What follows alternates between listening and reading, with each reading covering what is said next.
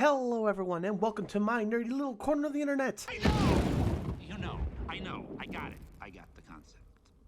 Today we are discussing the face cards of Lorcana, the first chapter gift set. I will be using Lorcana.com to look at these cards because if you look at the product line pictures, you don't get a good look at what the cards say.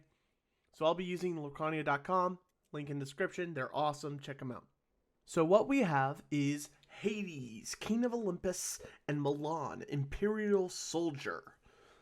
Hades is an 8-cost, 6/7 Flood-born villain king deity in Amber with Shift 6 and Sinister Plot.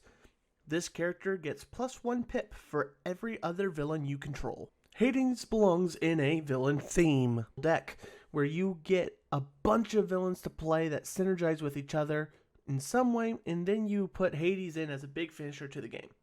Game, set, match. This tells us that not only there will be king and deity character types, but the number of pips on a character can change and can be affected by other cards.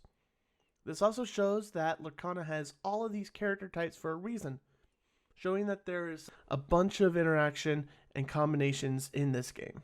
Mulan is a 5-cost, 4/5 story-born hero princess in Ruby with lead by example. During your turn, whenever this character banishes another character in a challenge, your other characters get +1 pip this turn. Mulan, in my opinion, is the more interesting of the two, as her ability implies a couple things. So I used to think that if a character goes on a quest and then isn't challenged, you get lore equal to the number of pips on it. This implies that challenges happen before pip-related things occur, simply mean that when a character is challenged, the damage and all that happens before we look at the pips. This can be done just to simplify combat and making the whole steps thing a little bit less complicated. We also have the terms challenged and challenging from Cruella de Vil and Captain Hook, but Mulan says in a challenge, meaning whenever Mulan is challenged or is doing the challenging, if she banishes another character, you will get the benefit. Again, only if it is your turn. What this tells me, unless this transcribing kind of flubbed it a little bit, is that Mulan is able to be challenged and challenge on your turn. Because if it was just challenged or challenging on your turn, then I would think Mulan would say whenever Mulan banishes a character through challenging it, it would do this. I don't know how that's going to work in the sense of combat and all that, but it's just a thing to look at. I think it's very interesting. The biggest question we have about challenging is whether it is a proactive action or a reactive action.